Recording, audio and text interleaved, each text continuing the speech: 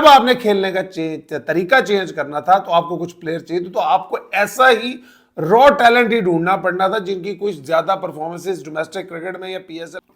अस्सलाम वालेकुम जी, welcome to my YouTube channel. और आज ये वीडियो बनाने का मकसद जो हमारे पाकिस्तान की यंग गन्स इस वक्त न्यूजीलैंड के टूर पे मौजूद हैं, जो कि पहला T20 9 विकेटों से हारी हैं और 10 ओवर पहले हारी हैं। एक बड़ी एम्बैरेसिंग एक डिफीट हुई है जिसने पूरे पाकिस्तान में जिसकी तरफ से आवाज़ें उठी हैं और सोशल मीडिया पे एक एक जलजिला महसूस हो रहा है और जो ट्रेंड्स हम बोल रहे थे कि बनेंगे वो भी बन रहे हैं। तो उस चीज़ को मद्देनज़र रखते हुए मेरे 4 छोटे भाई हैं और छोटे भाई जूनियर क्रिकेटर्स हैं।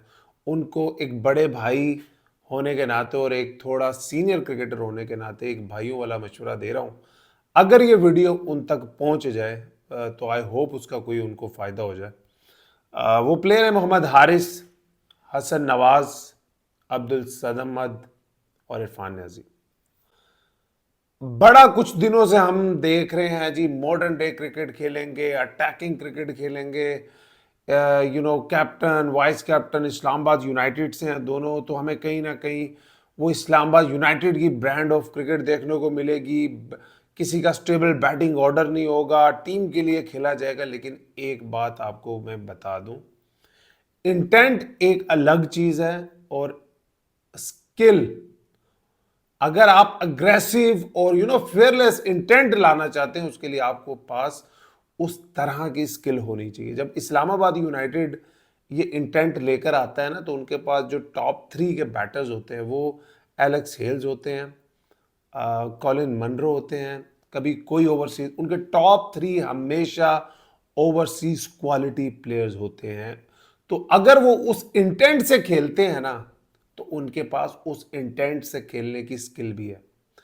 मोहम्मद हारिस, हसन नवाज, अब्दुल समद, इरफान न्याजी, ठीक है, अच्छे क्रिकेटर हैं, बिट्स एंड पीसीज। इन्होंने कुछ ने पीएसएल में, कुछ ने डोमेस्टिक में कुछ परफॉर्मेंसेस दी हैं, मगर जो ब्रांड ऑफ क्रिकेट पाकिस्तान आज खेलने की कोशिश कर रहा था ऑन दैट पिच, अगर ये लोग 10 मैचों में कोशिश करेंगे ना, एक दफ़ा भी कामयाब नहीं होंगे।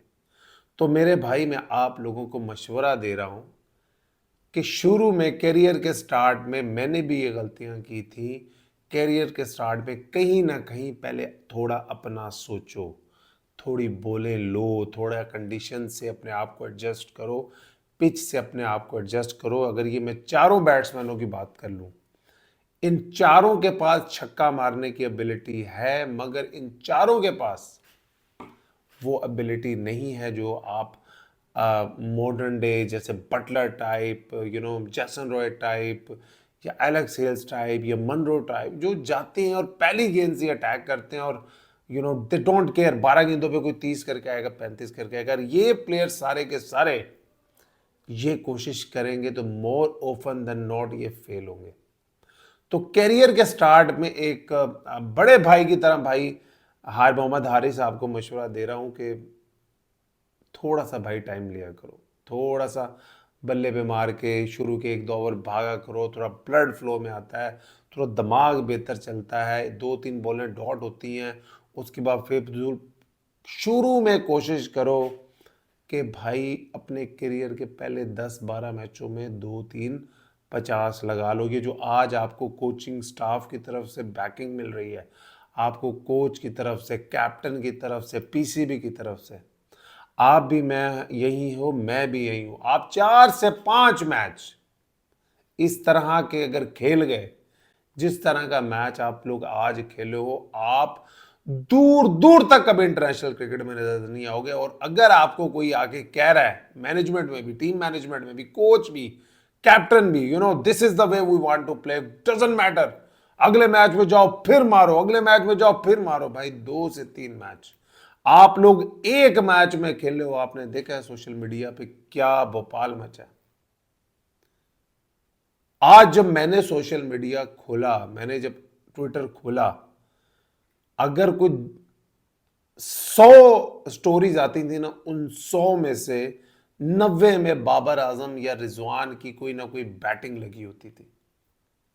कि जी this is what we had, और आज की बैटिंग लगाई होती थी this is what we have.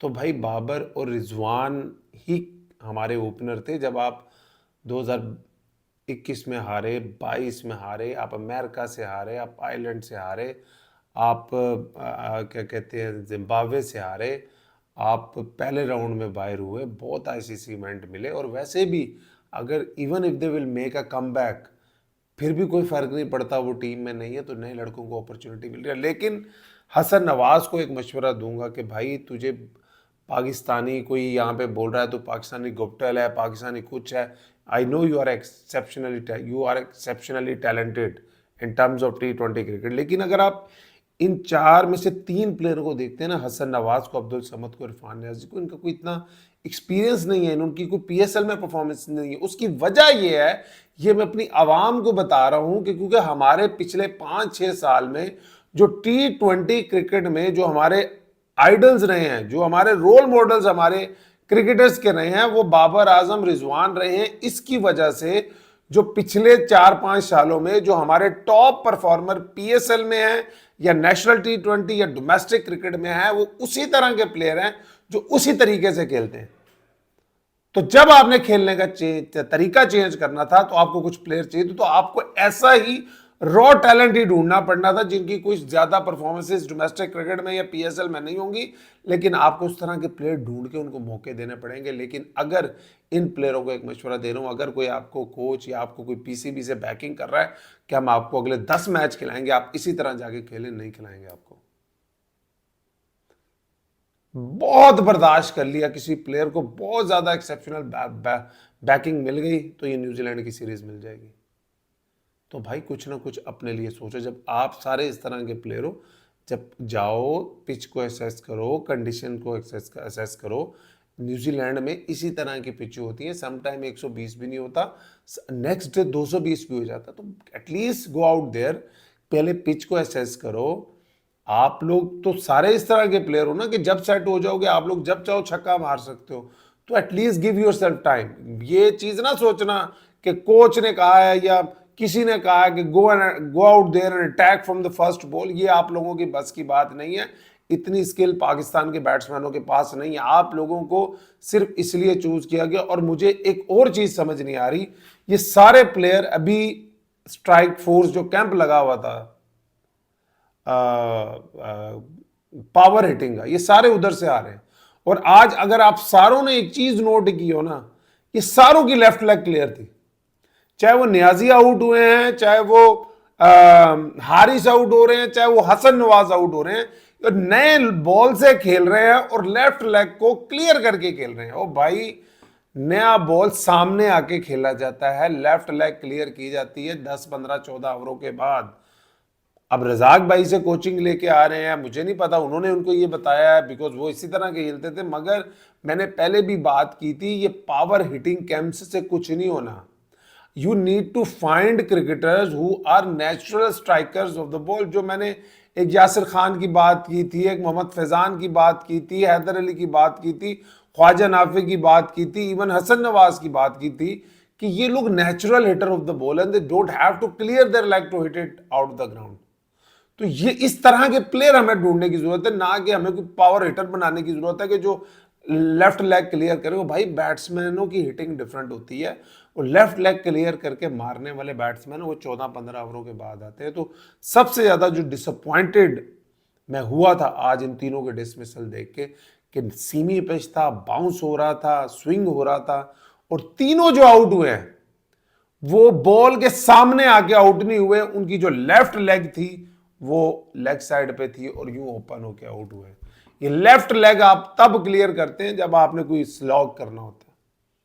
तो मुझे नहीं पता ये स्ट्राइक फोर्स का जो कैंप लगा था ये उसके भी असरात हो सकते हैं, लेकिन इन दी एंड मैं ये मशवरा दूंगा इन चारों यंगस्टर्स को कि अगर कोई भी आपको कह रहा हो भाई न्यूजीलैंड की कंडीशन में जीतना आपके लिए वैसे भी मुश्किल है, खुदा के लिए कुछ अपने लिए करो जिस तरह आपसे पिछले प्लेयरों ने किया है। इंटरनेशनल क्रिकेट में जब तक शुरू में पहले 5-10 मैचों में 2-3 50 नहीं करोगे, कोई आपको टिकने नहीं देगा। 3-4 मैच ऐसे फ्लॉप हुए ना तो सोशल मीडिया पे तुम्हारी ज़िंदगी अज़ाब बन जाएगी। और एक सबसे बड़ा मशवरा दे रहा हूँ आप लोगों को, इन चारों यंगस्टर्स को, 5 मैचों की सीरीज़ खेलने गए हो, खुदा के लिए अपने मोबाइल से ट्विटर अगर तुम्हारे मोबाइल पे है, इसको डिलीट कर दो। 2 से 3 मैचों बाद ये जो ट्रेंड सोशल मीडिया पे चल रहे हैं ना, ये हालत हो जाएगी तुम लोगों की कि तुम ट्विटर खोलोगे और रो रो के पागल हो जाओगे। तो मेहरबानी करो, जब पूरा टूर जा रहे हो उधर आराम से ये सोशल मीडिया से दूर रहो। स्पेशली ट्विटर की बात कर रहा हूँ, एक्स के अपने मोबाइल से डिलीट कर दो। जब टूर ख़त्म होगा वापस आके दोबारा डाउनलोड कर लेना। ये तुम्हारे फ़ायदे की बात बता रहा हूँ, because we want you to excel. मगर अगर जैसे आज का मैच खेल रहे हो, ना कंडीशन देख रहे हो, ना पिच को देख रहे हो, ना बॉलिंग को देख रहे हो, जैसे पहला ओवर हुआ था, पहली 4-5 बॉलें मोहम्मद हारिस को हुई थी ना, उसके बाद अकल कर लेनी चाहिए थी जो अपकमिंग प्लेयर थे। मगर सबके दिमाग में मॉडर्न डे क्रिकेट कुछ भी नहीं होती भाई। Modern day cricket is pitch को भी असेस करना होता है कि पिच क्या डिमांड कर रही है। मैं मानता हूँ आजकल मोस्टली जो T20 क्रिकेट आप लोग खेलते हो वो 190 200 220 वाली पिचेस पे ही खेलते हो, लेकिन सम टाइम एक तो कई इन बेचारों की किस्मत भी मुझे ऐसी लगती है कि जब भी यंगस्टर आते हैं इनको मुश्किल कंडीशंस मिलती है। या तो न्यूजीलैंड ने ये फैसला कर लिया जितना पिच पर घास था, और जब न्यूजीलैंड ने भी ये फैसला कर लिया कि भाई ये नए बच्चे आए हैं तो इनको ऐसी पिचें दो, क्योंकि उनके भी मेन प्लेयर नहीं है। उनको लगता है शायद बैटिंग ट्रैक्स दिए तो कहीं हमसे जीत के ना चले जाएं। उनको पता है नए बच्चे हैं, इनमें मॉडर्न डे क्रिकेट का वो जरा खून गर्म किया हुआ है, मॉडर्न डे क्रिकेट खेलनी है। इस तरह की पिचें देखोगे इनके बल्ले और बॉल में फासला ही रहा, इनसे शाट ही ना लगे। तो थोड़ा सा दिमाग यूज करो। फिर बता रहा हूँ, ये जिसने भी आपको ये चुटकुला दिया है ना कि आप लोग इधर हो पिछले अगली 3 सीरीज के लिए, वो विल बैक यू, कोई भी बैक नहीं करेगा। ये हमारे साथ भी हुआ था एक न्यूजीलैंड के टूर पे। Go out there, play aggressively, फलां फलां 2 दिन प्लेयरों ने जाती मारी, आउट हो गया। उसके बाद अगले 20 मैच वो बाहर हो गए थे। तो थोड़ी अक्ल करो, थोड़ी अक्ल करो, थोड़े दिमाग से खेलो, थोड़ा अपने लिए खेल लो। इंटरनेशनल क्रिकेट में शुरू में अगर थोड़ा अपने लिए खेलने भी लोगे ना, बायलैटरल सीरीज की कोई वैल्यू नहीं है। तुम लोग इस तरह के प्लेयर हो, सारे के सारे शुरू में अगर थोड़ा सा अपने लिए खेल भी लोगे ना, तुम बाद में कवर कर लोगे। अपना ख्याल रखिए और जस्ट आप सबको good luck, because as a Pakistani we want you to succeed. अपना ख्याल रखिए।